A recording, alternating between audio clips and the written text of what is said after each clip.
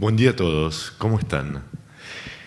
Bueno, vamos a hablar de comorbilidades del trastorno bipolar con enfermedades médicas. El trastorno bipolar, lo sabemos, pero por las dudas, para ponernos de acuerdo, tiene una prevalencia más bien alta, de aproximadamente 1 a 5% en la población general, y todos sabemos que es una enfermedad crónica en comorbilidad con enfermedades psiquiátricas y médicas. Las comorbilidades psiquiátricas de la enfermedad bipolar las vimos el año pasado.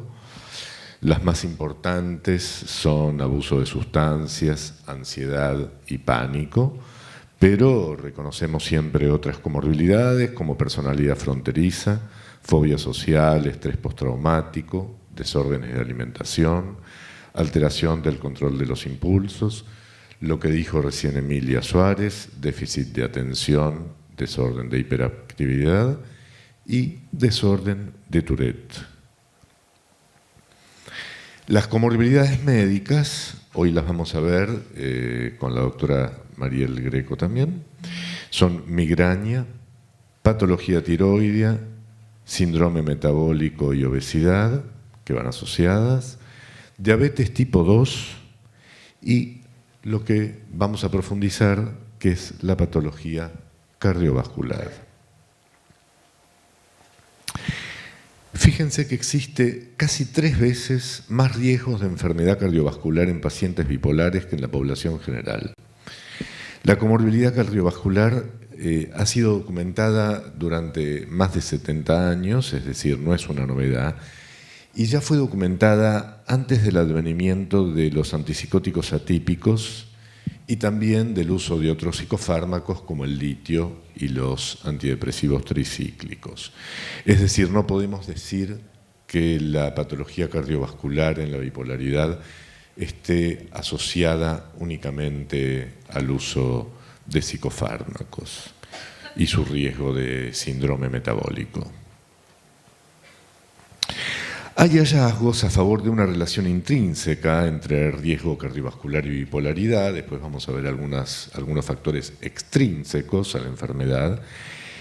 Se ha revelado que el mayor riesgo de enfermedades cardiovasculares se encontraron inclusive durante el primer episodio de trastorno bipolar, y además el desorden bipolar se asoció a menudo al aumento de peso independientemente del tratamiento psicotrópico.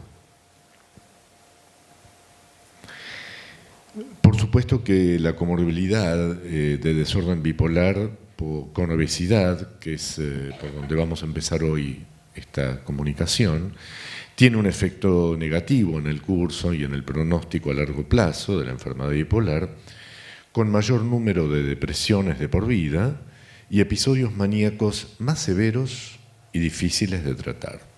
Por supuesto, además, la asociación de bipolaridad con obesidad conduce al riesgo de síndrome metabólico. ¿Qué es el síndrome metabólico? Es un conjunto de alteraciones relacionadas entre sí. Es una combinación de factores genéticos y factores de riesgo como alteración de estilo de vida, es decir, mala alimentación e inactividad o disminución de actividad física, que favorecen el desarrollo de las alteraciones fisiológicas asociadas con el síndrome. El síndrome metabólico se diagnostica por la presencia de 3 o más de los siguientes criterios: obesidad abdominal, hipertrigliceridemia, colesterol de lipoproteína de baja densidad, hipertensión e hiperglucemia. Este es un gráfico para mostrarles la asociación de todos estos componentes. De estos componentes nos vamos a detener en 2 muy importantes, que son la obesidad abdominal, que es el punto de partida para la mayoría de los autores del síndrome metabólico, y la insulinoresistencia, que sería el punto de partida patofisiológico del síndrome metabólico. Es decir, tengan en cuenta la obesidad abdominal y la insulinoresistencia para hablar de síndrome metabólico como cuestiones fundamentales. En el desorden bipolar, este síndrome tiene una prevalencia entre 17 y 53%. Vamos a ver enseguida por qué entre los trabajos hay estas diferencias tan importantes que oscilan entre casi un 20 y un 53%. Por supuesto que tiene consecuencias como el riesgo de enfermedad cardiovascular y la diabetes, y además la disminución de la recuperación funcional del propio síndrome o enfermedad bipolar. Para esta autora, Bárbara Silalova, la obesidad abdominal es el componente fundamental del síndrome metabólico, más fuertemente asociado con el diagnóstico de desorden bipolar, y en general se enfatiza la importancia de la obesidad abdominal como la condición impulsora, lo que les decía antes, del síndrome metabólico, que además puede aumentar el riesgo de enfermedad cardiovascular, es el punto central que queremos mencionar hoy, y la diabetes tipo 2 en personas con desorden bipolar. Entre las características del síndrome se observan variaciones, esto es la explicación por la cual hay una diferencia entre casi un 20 y un 53% en los trabajos en relación al síndrome bipolar, al síndrome metabólico, porque varía según la edad, el sexo, el origen étnico. No es lo mismo la presencia del síndrome bipolar en Estados Unidos que en Europa o en el sur de Asia. También influye el nivel de educación, el tabaquismo, la severidad de los síntomas depresivos y la comorbilidad con desórdenes de alimentación o uso de psicofármacos y abuso de alcohol. Esto haría a lo que les dije antes, y los vamos a detener luego, como factores extrínsecos que aumentan la posibilidad del síndrome metabólico. Este autor, el Goldstein, dice que la prevalencia de enfermedad cardiovascular es significativamente mayor entre pacientes con síndrome bipolar en comparación inclusive con otro trastorno afectivo como es la depresión mayor. Por otro lado, cuando estudió la prevalencia de hipertensión, él llegó a la conclusión que es significativamente mayor entre pacientes bipolares y en depresión mayor en comparación a los controles.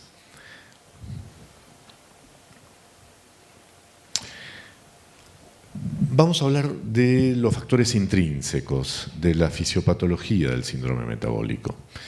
Como les dije antes, la resistencia a la insulina es la base del desarrollo del conjunto de normalidades que conforman el síndrome metabólico, y a su vez el síndrome metabólico se ha considerado un equivalente diagnóstico de prediabetes porque es considerado predictor de diabetes. ¿Cuáles serían los predictores de síndrome metabólico en el desorden bipolar? Lo que se sabe hasta aquí es que la edad avanzada y el sexo masculino son los factores de riesgo más importantes para síndrome metabólico en bipolaridad, y el tipo de desorden bipolar, tipo 1 y 2, no es un predictor significativo de síndrome metabólico y de sus componentes. Las posibles causas etiológicas para el riesgo de síndrome metabólico en desorden bipolar, las vamos a ver detalladamente luego, serían: en principio, la alteración en el eje hipotálamo-hipófiso-adrenal. Se sabe que la disfunción del eje es una característica bien reconocida en pacientes con bipolaridad. Por otro lado, la inflamación crónica de bajo grado, la estimulación del sistema nervioso simpático, factores de estilo de vida adversos y efectos adversos de la medicación. Estos dos últimos, los factores de vida adversos y los efectos adversos de la medicación los vamos a ver cuando hablemos de factores extrínsecos. Vamos a comenzar por la alteración del eje. El punto 1. La acción sistémica del cortisol puede estar elevada por alteración de la retroalimentación negativa en el eje hipotálamo hipófiso adrenal. Por lo tanto, el aumento del cortisol, consecuencia de lo anterior, puede conducir a la redistribución del tejido adiposo con acumulación de grasa abdominal. Esto conduciría al mayor riesgo de enfermedad cardíaca, diabetes y alteración del metabolismo. Por supuesto que la alteración de la sensibilidad de los glucocorticoides, determinada genéticamente, puede, además de lo que dijimos, aumentar el riesgo de desorden bipolar y depresión mayor. ¿Qué pasa con el hipercortisolismo en esta alteración del eje hipotálamo hipófiso adrenal? El hipercortisolismo da como consecuencia un aumento de la incidencia de depresión, esto se ve en el síndrome de Cushing, por ejemplo, el aumento del tejido adiposo por adipogénesis, también como causa del hipercortisolismo, la disminución de la termogénesis a partir de la grasa parda y el aumento del consumo de alimentos de alto contenido calórico. Vamos a ver la segunda teoría en relación al síndrome metabólico, que es la teoría inflamatoria. El aumento del estado inflamatorio de bajo grado, los altos niveles de citoquinas proinflamatorias y reactivas de fase aguda, se asociaron con síndrome metabólico, así como con desorden bipolar y depresión mayor. Por otro lado, el tejido adiposo abdominal puede ser metabólicamente muy activo, con consecuencias inflamatorias. La tercera teoría que dijimos en la fisiopatología del síndrome metabólico es la que tiene relación con el sistema nervioso simpático. Y lo que podemos decir es que las anormalidades metabólicas en desorden bipolar pueden explicarse por estimulación del sistema nervioso simpático que se encontró en individuos con desorden bipolar. En respuesta a la ingesta dietética mediada por insulina, hay captación de glucosa, por supuesto, y eso regula la actividad simpática, eso ya lo conocemos de la facultad. La estimulación simpática, entonces, posteriormente puede contribuir a la hipertensión, un componente importante del síndrome metabólico.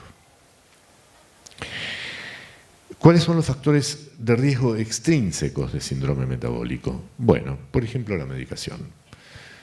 El uso de litio, el uso de valproato, los antipsicóticos. Por el efecto, por supuesto, en el apetito y además en el metabolismo lipídico. No me detengo en esto porque es conocido por nosotros. Otros factores de vida adversos también hacen al riesgo de los factores que los factores extrínsecos tienen para síndrome metabólico, como son fumar, ingesta de alcohol, dietas de baja calidad, falta de ejercicio, que son muy prevalentes en desorden bipolar y pueden explicar la mayor prevalencia del síndrome metabólico. Para esta autora, Bárbara Silarova, el 42% de los pacientes bipolares son fumadores y además, fíjense ustedes qué interesante, el porcentaje de fumadores entre parientes no afectados, sanos, es del 20% y en los controles del 12%. Es decir, que habría allí un componente que ya pone como hipótesis del riesgo familiar del aumento del tabaquismo ya en parientes de pacientes bipolares, por la diferencia que hay con los controles. En relación a otros hábitos que hacen a los riesgos extrínsecos del síndrome metabólico, el abuso de alcohol es mayor en desorden bipolar. Eso aumentaría el riesgo de pancreatitis y por lo tanto de diabetes. Además, la inactividad física y los malos hábitos alimenticios, ya lo dijimos, dan lugar al aumento de peso y obesidad. Además, como característica, la depresión atípica sabemos que está muy asociada con el desorden bipolar, y la obesidad que causa la hiperfagia y la hipersomnia, el sedentarismo en depresión atípica, daría lugar a la obesidad y por lo tanto también riesgo del síndrome. Conclusión, podemos decir que hay múltiples factores de riesgo de enfermedad cardiovascular entre pacientes con desorden bipolar. El síndrome metabólico es uno de ellos, por la hiperlipidemia, la diabetes, la disfunción endotelial, la inflamación, la obesidad, el tabaquismo, trastornos por consumo de sustancias y el control insuficiente del tratamiento psicofarmacológico. No estoy diciendo el uso de psicofármacos, sino un control por parte nuestra de cómo se lleva a cabo la terapéutica con psicofármacos. Y por supuesto, en general, el estilo de vida sedentaria y escaso acceso al tratamiento. Esto es un tema que también voy a mencionar ahora en otro trabajo. Hay otros hallazgos de síndrome metabólico en psiquiatría que son interesantes. Por ejemplo, el aumento de la resistencia a la insulina y disfunción endotelial que puede existir antes del desarrollo de esquizofrenia. Algunos estudios también han encontrado mayor prevalencia de síndrome metabólico intolerancia a la glucosa alterada en hermanos no afectados de personas esquizofrénicas. O sea, habría un riesgo familiar de síndrome metabólico. Este trabajo es uno de los que apoya esa teoría. Dice que los hermanos no afectados de pacientes bipolares, particularmente hermanos varones, ya en bipolares no esquizofrénicos, tienen mayor prevalencia de dislipidemia y accidente cerebrovascular isquémico. El resultado sugiere lo que mencioné antes, la asociación familiar entre enfermedades cardiometabólicas y trastorno bipolar. Por otro lado, lo que dice Goldstein es que la edad media de pacientes con desorden bipolar es aproximadamente 13 años más joven para la presentación de hipertensión arterial en relación a los controles y 6 años más joven que la hipertensión arterial en individuos con depresión mayor. Por otro lado, lo que les dije antes, miren qué interesante lo que dice Goldstein. Sin embargo, la mortalidad por causas médicas de pacientes bipolares también puede explicarse por disparidades en la atención médica. ¿Y qué nos dice de todo esto la genética? Un polimorfismo de nucleótido único es una variación en la secuencia de ADN que afecta a una sola base, es decir, adenina, timina, citosina o guanina. Eso es un polimorfismo de nucleótido único, el que afecta a una sola base. Se identificaron polimorfismos de nucleótidos únicos y vías compartidas entre esquizofrenia y desorden bipolar, relacionadas con la inflamación y el sistema inmune, es decir, lo que vimos antes. Por último, para concluir, ¿cuáles son los desafíos entonces que nos quedan por delante para comprender el vínculo entre enfermedad cardiovascular y desorden bipolar? Como factores intrínsecos, el conocimiento de los mecanismos neuroendocrinos, inmunoinflamatorios y, por qué no, de posibles marcadores genéticos en un futuro. Los factores extrínsecos a tener en cuenta, el favorecimiento de estilo de vida saludable, atender a las desigualdades en el acceso a la salud, los efectos secundarios de los medicamentos psicofarmacológicos y el curso de la enfermedad. Muchas gracias. Bueno, muchísimas gracias por acompañarnos en esta presentación. Con el doctor Marcelo Marmer preparamos justamente estas comorbilidades con enfermedades médicas en el trastorno bipolar. Yo me voy a concentrar básicamente en dos, que son migraña y patología tiroidea. Bien, primero algunos datos, digamos, por qué vamos a hablar sobre este tema y un poco la organización de esta charla. Primero vamos a hablar sobre algunos datos epidemiológicos de esta comorbilidad entre migraña y trastorno bipolar. Vamos a hablar sobre cuál es el impacto de esta comorbilidad y por qué nos interesó estudiarla. Vamos a hablar de algunos factores moderadores de esta relación. Vamos a nombrar algunos factores de riesgo y factores protectores y vamos a hablar algo acerca de la hipótesis, diversas hipótesis acerca de la etiología de esta comorbilidad. Bien, en primer lugar, ¿por qué nos interesa hablar sobre esta comorbilidad entre migraña y bipolaridad? Primero, por su impacto en la calidad de vida, en el funcionamiento y en el bienestar de los pacientes con patología afectiva en general y con trastorno bipolar en especial, que es en lo que nos focalizamos hoy. Segundo, porque justamente esta comorbilidad, tanto las que nombró el doctor Marmer como la migraña y la patología tiroidea, que son sobre las cuales me voy a focalizar yo, impactan sobre el pronóstico de esta patología. Ahora vamos a ver cómo muchísimas de estas comorbilidades hacen que el cuadro de enfermedad bipolar evolucione en forma mucho más tórpida, con muchísimas más complicaciones, con mala adherencia y mala respuesta a los tratamientos. Además, porque justamente el hecho de que exista migraña en pacientes con patología bipolar, por ejemplo, una de las consecuencias más graves que produce es la disrupción en los ciclos circadianos y en el sueño, que justamente es algo que se altera fácilmente en la enfermedad bipolar, entre otras cosas. Por otro lado, la bipolaridad también es un factor de riesgo para las personas con migraña, porque justamente la deprivación de sueño que puede aparecer en los cuadros en la enfermedad bipolar es justamente uno de los factores que produce y gatilla más ataques de migraña. Y además de lo que implica para el paciente a nivel individual, a nivel poblacional, por lo que implican los costos, la utilización de recursos de salud, lo invalidante que significan estas patologías, los días que se pierden a nivel laboral, el impacto que produce a nivel familiar y a nivel social. Ya de por sí la patología afectiva y la comorbilidad con migraña acentúa toda esta incapacidad aún más.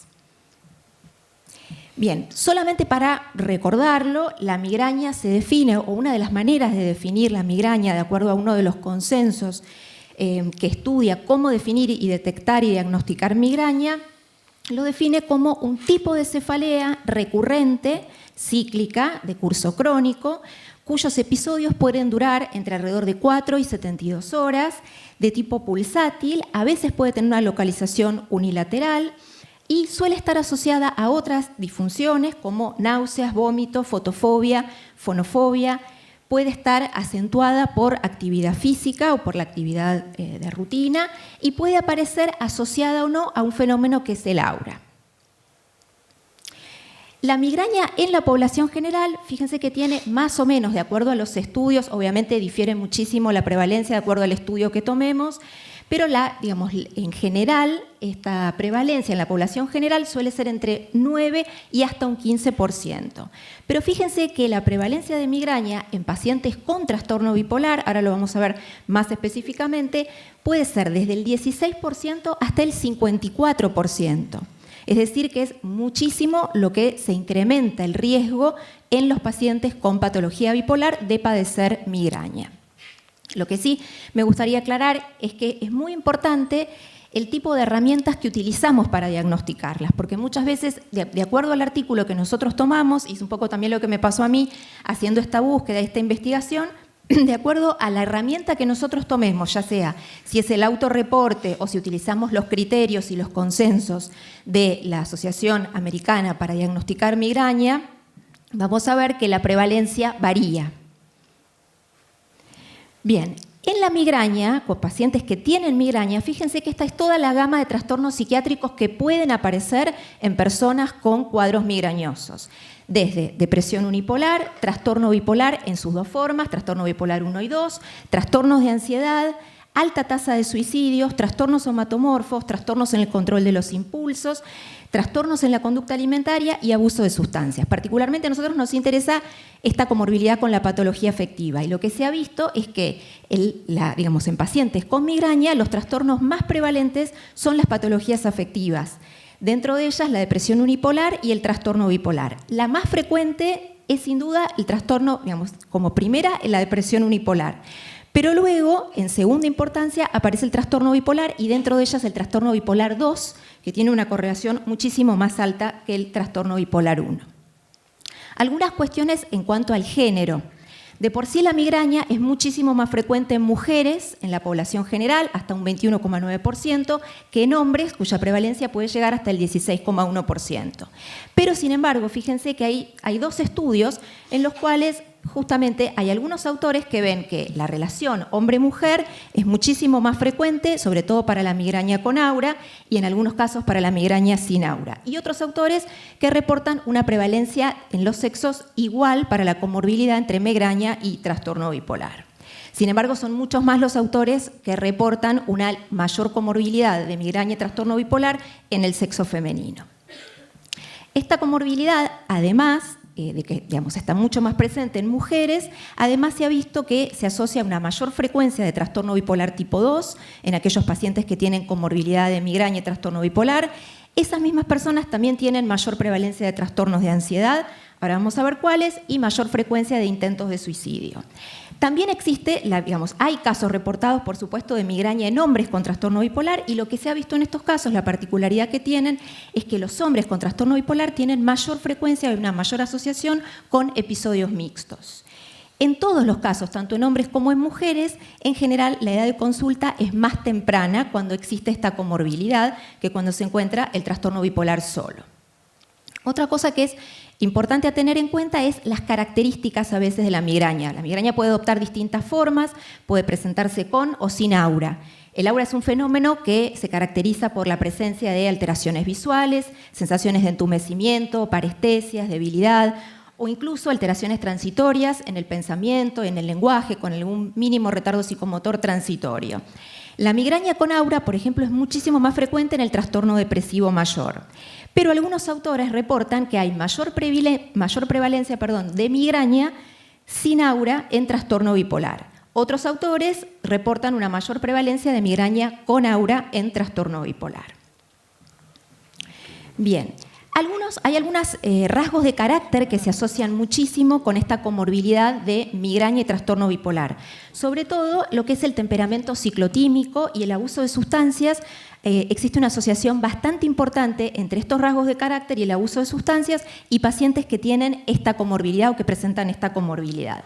Y justamente esto hace que pensar algunos autores, tener esta hipótesis de que justamente el hecho de que la migraña se asocie con la enfermedad bipolar, sobre todo con el subtipo de bipolaridad tipo 2, que aparte se asocia a este temperamento ciclotímico, pacientes con abuso de sustancias y una edad de consulta más temprana, defina como un perfil determinado o un subtipo, una variante como subfenotípica de trastorno bipolar distinto al resto de las manifestaciones de trastorno bipolar que por ahí pueden presentarse en la clínica.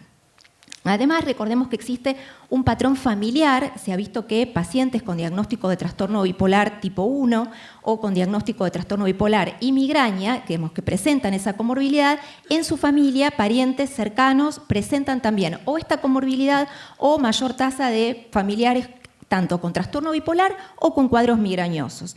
Incluso hay algunos estudios que reportan que la migraña en familiares de primer grado de pacientes con enfermedad bipolar justamente es un predictor de trastorno bipolar en los hijos, independientemente de que el padre tenga o no trastorno bipolar. O sea que la presencia de migraña podría ser como una variante o un endofenotipo de este trastorno bipolar.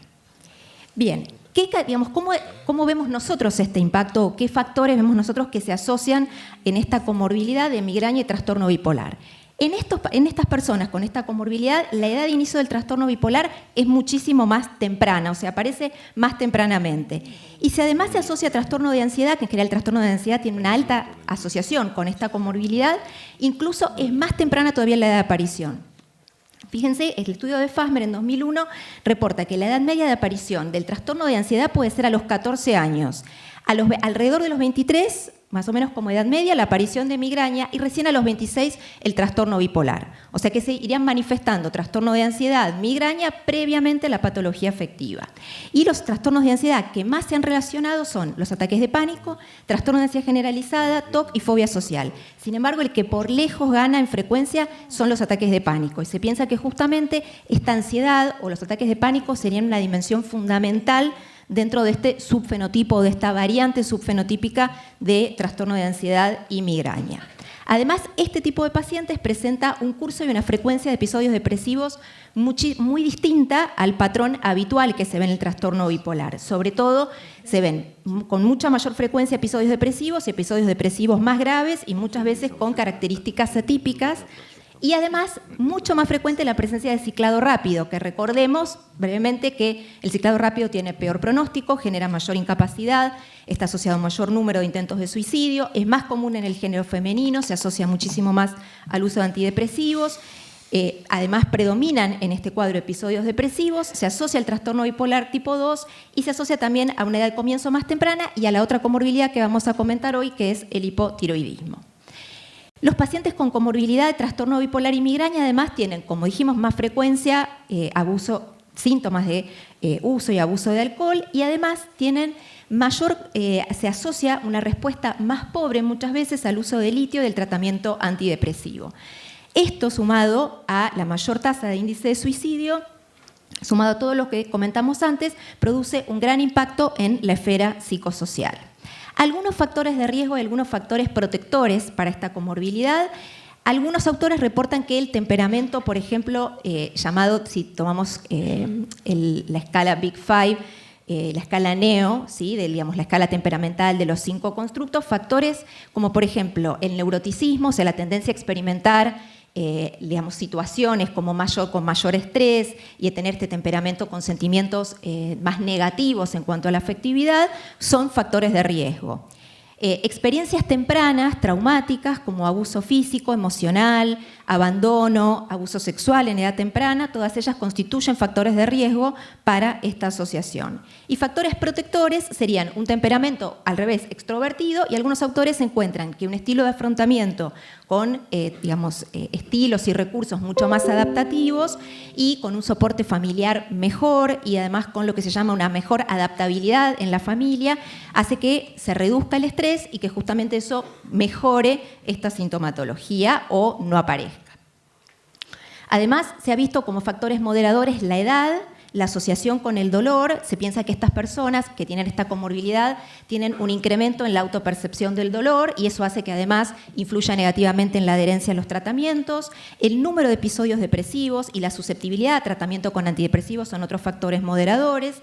La época de aparición de las migrañas o las quejas somáticas, muchas veces además de migrañas se asocian cuadros de dolor. El número de internaciones y la prevalencia de historia familiar de trastorno bipolar son algunos de los factores moderadores de esta comorbilidad. Algunas hipótesis solo para mencionar acerca de esta comorbilidad. ¿Por qué surge? Algunos autores dicen puede ser causal, cosa que es poco probable porque las dos patologías aparecen en forma independiente, que ambas tengan un trastorno, un origen genético o ambiental común, o que haya factores de riesgo genéticos y o ambientales que en realidad determinen un estado que haga más susceptible al sistema nervioso a desarrollar ambas patologías. Quizás esta tercera opción es la que más se relaciona y genera un estado de mayor susceptibilidad, porque ambas patologías comparten estas características, que son crónicas, cíclicas, ambas comienzan tempranamente, son poligénicas y multifactoriales, están determinadas por gran cantidad de genes, posiblemente estén gatilladas por estresores, sobre todo a temprana edad, y además existe como este efecto que podemos decir de hiperreactividad o este efecto Kindling que algunos autores mencionan, tanto para la migraña como la enfermedad bipolar. Y además, ambas presentan alteraciones en los mismos sistemas monoaminérgicos, básicamente dopamina, serotonina, glutamato, y además presentan las dos patologías alteraciones en los canales de sodio y en el metabolismo y en la entrada y el egreso de calcio, que producen a su vez respuestas inflamatorias. Además, ambos cuadros presentan respuesta a algunas drogas antiepilépticas, como por ejemplo valproato, topiramato, lamotrigina. Y esto, digamos, lo lleva a Winokur a esbozar esta teoría sobre la patología multiforme, ¿no? Él dice, bueno, quizás en realidad las dos patologías no haya una causa común que produzca las dos, porque hay diferencias entre ambas, pero sí se ha visto que hay como mayor susceptibilidad a nivel genético, que hay genes que se solapan y producen susceptibilidad cruzada para ambos trastornos, que en ambos trastornos existen alteraciones de neurotransmisores muy similares y que en realidad también hay alteraciones a nivel metabólico, a nivel, digamos, de lo que es injuria tisular, a nivel de daño, sobre todo a nivel estructural. Hay alteraciones muy parecidas en los mismos circuitos, en las mismas vías y en las mismas regiones cerebrales, y esto lo lleva a él a pensar que podría tratarse el desorden bipolar de una patología multiforme que adopta distintas formas o distintos fenotipos o distintos subtipos. Bien, esto un poco, digamos, algunos de los mecanismos que nombramos, genéticos, sobre todo esta susceptibilidad cruzada. Estos son dos genes que se asocian con frecuencia al trastorno bipolar, que son genes asociados a los canales de calcio, a la subunidad 1-alfa del canal de calcio, en el caso del trastorno bipolar, y otro que es el otro gen, que es también otro gen asociado a la subunidad alfa-1A y a una forma familiar de migraña. Estos son otros genes también implicados en esta susceptibilidad mayor que se ha visto que se solapan en ambas patologías. Y acá aparece otro fenómeno también que un poco el doctor Marmer lo retomaba recién con respecto al sistema cardiovascular y a la parte metabólica. En ambas patologías se ha visto cambios inflamatorios tanto en los trastornos afectivos como en la migraña, sobre todo activación de linfocitos T, aumento del TNF-alfa, aumento de las interleuquinas 1 beta, 2, 4, 6 y 10 y del interferón gamma. Y en la migraña también se ha visto las mismas alteraciones de TNF-alfa, las mismas alteraciones en las interleuquinas, factores de complemento y otras células. Sobre todo el rol de los macrófagos, decíamos recién, que está muy asociado, los macrófagos sobre todo asociados además a la obesidad y la migraña, que también es una comorbilidad muy frecuente de migraña y obesidad, y vemos acá que como todo un espectro bastante similar, y esto apoya mucho esta teoría, ¿no?, de la patología multiforme, en la cual este estado inflamatorio se asocia justamente a migraña, a trastorno bipolar, a síndrome metabólico y patología cardiovascular. Bien. Este es, digamos, un pequeño esquema que justamente integra un poco todo esto, donde estas dos patologías, esta comorbilidad de migraña y trastorno bipolar, hace referencia a este rol de la parte genética, de la hiperreactividad del sistema nervioso y de estos factores tempranos ambientales que pueden ser y gatillar, justamente favorecer, tener mayor susceptibilidad para el desarrollo de ambas patologías. Con respecto al trastorno bipolar y la patología tiroidea, solamente recordarles que la hormona tiroidea tiene efectos muy importantes en todo lo que es el afecto, la cognición, la energía y el comportamiento. Y justamente también a nivel de género hay una mayor prevalencia de hipotiroidismo en mujeres. El hipotiroidismo es la patología, de hecho, es muy prevalente en mujeres, de 4 a 10% en la población general y hasta 20% en mujeres en edad posmenopáusica. Además, las mujeres tienen mayor prevalencia de enfermedad tiroidea autoinmune y estos son algunos de los anticuerpos más frecuentemente asociados a patología tiroidea, sobre todo en el sexo femenino, aunque también aparecen en el sexo masculino, que son los anticuerpos antitiroglobulina, anti-TPO y antirreceptor de TSH. Hay una baja prevalencia de hipertiroidismo con respecto al hipotiroidismo. En la población general es muchísimo más frecuente el hipotiroidismo, sobre todo el subclínico, pero también hay cuadros de hipertiroidismo con una prevalencia del 0,5 al 1%. Y estos son algunas de las síntomas neuropsiquiátricos asociados a pacientes que sin patología afectiva presentan tanto hipotiroidismo como hipertiroidismo. Fíjense que en el hipotiroidismo hay síntomas muy parecidos, neuropsiquiátricos muy parecidos a la depresión, como retardo psicomotor, disminución del apetito, fatiga, anergia, alteraciones mnésicas e incluso un cuadro similar a la demencia o pseudodemencia. Y en el hipertiroidismo hay síntomas muy parecidos también a veces a crisis hipomaníacas o maníacas o a cuadros de ansiedad, caracterizados por disforia, ansiedad, agitación, labilidad emocional, alteraciones en la concentración, y en adultos mayores a veces también se puede presentar un cuadro similar a la demencia. Es decir que en personas sin patología afectiva a veces estos cuadros de alteraciones en la hormona tiroidea, justamente por sus efectos en la cognición, en el afecto, en la energía y en el comportamiento, pueden dar síntomas muy parecidos a los trastornos afectivos. ¿Qué sucede en personas con trastornos afectivos que además tienen comorbilidad con patología tiroidea? Primero puede haber alteraciones, vamos a ver ahora, en el nivel de TSH no significativas. Podemos encontrar hipotiroidismo subclínico, podemos encontrar hipotiroidismo en pacientes con ciclado rápido y vamos a evaluar el impacto del tratamiento con litio. Solamente para comentarles, hay pacientes que tienen alteraciones en el nivel de TSH. La medición del nivel de TSH es un nivel, es el nivel de hormona de TSH que nosotros encontramos a nivel sérico, nos permite evaluar con mejor sensibilidad la presencia o no de hipo o hipertiroidismo. Entonces, hay pacientes que tienen patología afectiva, incluso en episodios de eutimia, tanto en manía, hipomanía, trastorno depresivo o en eutimia, y sobre todo en pacientes internados que presentan una curva plana cuando se los estimula con TRH, y eso hasta en 1/3 de los pacientes internados. Y pacientes que también, si medimos TSH, vamos a encontrar que hay cambios y variaciones en pacientes en distintos polos de la enfermedad y aún en eutimia. Esto en realidad son cambios que se ha visto que son cambios inflamatorios no específicos y que en realidad no son específicos de la patología afectiva, sino que tienen que ver con esto, justamente estar internado o estos cambios bruscos del humor, que luego se normalizan espontáneamente.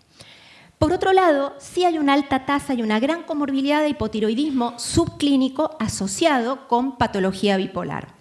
Además, con patología depresiva, pero sobre todo con patología bipolar. ¿Dónde o en quiénes es más común esta asociación o esta comorbilidad? Es muy común en pacientes mujeres, en aquellos pacientes, sobre todo adultos mayores, también pueden presentar esta comorbilidad, y además en aquellos pacientes que tienen tendencia a tener una patología autoinmune. El hecho de que haya hipotiroidismo subclínico asociado a patología bipolar es un predictor de mala respuesta a antidepresivos y estabilizadores. Se ha visto que justamente valores de TSH que están en el límite normal alto, significa que tienen hipotiroidismo subclínico, son muy sensibles a variaciones de la hormona tiroidea, y eso es un predictor de mala respuesta a tratamiento antidepresivo. Y que valores normales abajos de T4, o sea, de hormona tiroidea, pueden estar asociados también a mala respuesta al litio. O sea que hay que tener muchísimo cuidado y detectar justamente estos cambios que pueden ser subclínicos en pacientes que nosotros quizá tengamos con trastorno bipolar y que tienen patología afectiva y que quizá nosotros no sospechamos que está esta comorbilidad con patología tiroidea. Por otro lado, hay también una gran comorbilidad de patología bipolar con hipotiroidismo y pacientes con ciclado rápido. El ciclado rápido, como dijimos, es muy frecuente en mujeres, hay una gran asociación entre ciclado rápido e hipotiroidismo en muchísimos estudios, y estos pacientes podrían presentar una hipofunción tiroidea latente que se evidencia con agentes estresores como el litio. ¿Qué es lo que sucede? Estos pacientes con ciclado rápido, hasta que no reciben terapia con litio, no se ve que son hipotiroideos. Cuando se administra litio, más allá de que el litio tiene acciones antitiroideas, y ahora vamos a ver rápidamente cuáles, pero ese hipotiroidismo latente se hace manifiesto. El litio, además de sus múltiples acciones, bloquea la liberación de hormona tiroidea de la tiroides, produce bocio e hipotiroidismo, y además no solamente bloquea la salida de la hormona, sino que interfiere con un montón de vías metabólicas, entre ellas con la conversión de T3, de T4 a T3, porque inhibe la iodinasa, interviene en el metabolismo y en toda la síntesis de la hormona tiroidea, así que, digamos, tiene un efecto antitiroideo importante. Pero no, digamos, no por eso dejemos de recordar este hipotiroidismo latente que puede estar en estos pacientes, sobre todo en aquellos con ciclado rápido. La prevalencia de hipotiroidismo en pacientes tratados con litio está estimada en 20% y la prevalencia de bocio puede alcanzar hasta un 50%. Por ello es importante, y estas son recomendaciones, que uno tenga que monitorear los niveles de TSH y de T4 libre para todos los pacientes cada 6 a 12 meses, pero especialmente para pacientes mujeres que dijimos que tienen, en las cuales se encuentra mayor comorbilidad con hipotiroidismo subclínico, sobre todo en pacientes mujeres y mayores de 45, hay que hacer, digamos, este control, este monitoreo, y si están tratadas con litio, cada 3 o 4 meses. Y en aquellos pacientes que están en tratamiento con T4 por hipotiroidismo previo al tratamiento, se debe medir, si nosotros le vamos a administrar litio, este nivel de TSH de T4 libre hay que monitorearlo dentro de las 4 a 8 semanas. Por eso mismo, el hipotiroidismo inducido por litio, recordemos que es más frecuente en mujeres, en adultos mayores y en pacientes que ya tienen enfermedad tiroidea autoinmune. Por eso a veces muchos autores recomiendan que antes del tratamiento con litio, además de medir TSH, T4 libre, además midamos anticuerpos, justamente para detectar si tienen esta patología autoinmune. Otros predictores de hipotiroidismo inducido por litio también incluyen concentración de yodo en la región y el aumento de peso en el primer mes de tratamiento, que también es un predictor de que la persona puede desarrollar hipotiroidismo inducido por litio. El hipertiroidismo es muchísimo menos frecuente, tiene una prevalencia de 1,7 a 2,5%, pero es posible, puede aparecer después de tratamiento prolongado y en general asociado a mecanismos inflamatorios y autoinmunes que pueden degatillar una tiroiditis silente que en cualquier momento puede transformarse en un estado de tirotoxicosis y que además, contradictoriamente, puede precipitar episodios maníacos.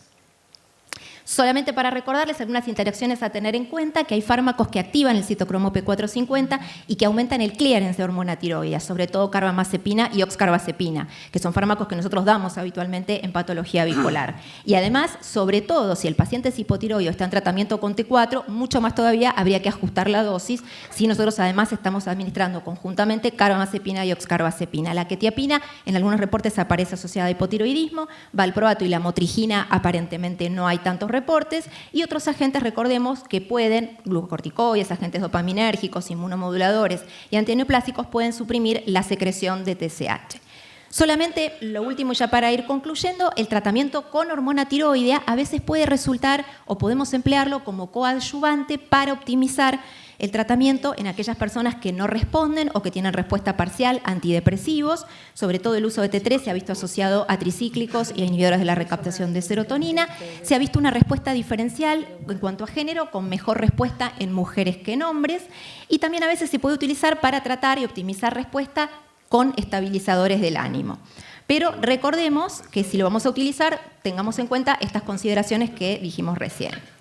Solamente para recordar, pueden provocar algunos efectos secundarios, el hecho de utilizar la hormona tiroidea como adyuvante, como hipertiroidismo, y eso puede llevar a fibrilación auricular y mortalidad cardiovascular. Eso sumado a lo que vimos hace un ratito sobre comorbilidad en pacientes bipolares con patología cardiovascular y síndrome metabólico, recordemos tener eso también en cuenta, y a veces raramente puede producir desmineralización ósea.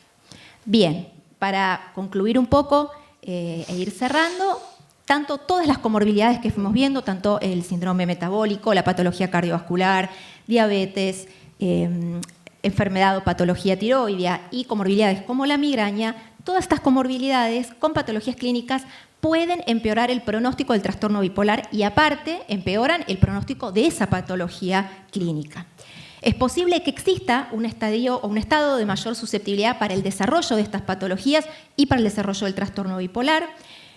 Tener en cuenta como un interrogante esta comorbilidad en trastorno bipolar, si puede ser o no esta patología multiforme, un poco entendiendo este estado que comentamos en todas las patologías que fuimos viendo, de cambios inflamatorios, de cambios a nivel neuronal, de cambios justamente de esta mayor susceptibilidad y este solapamiento genético, para tener en cuenta que es importante detectarlas precozmente, justamente por todas las implicancias que trae, todo el impacto que trae a nivel de incapacidad para los pacientes con patología afectiva. Y esta detección precoz nos va a ayudar a entender mejor qué es lo que le pasa a nuestros pacientes y mejorar y optimizar el tratamiento. Muchísimas gracias a todos.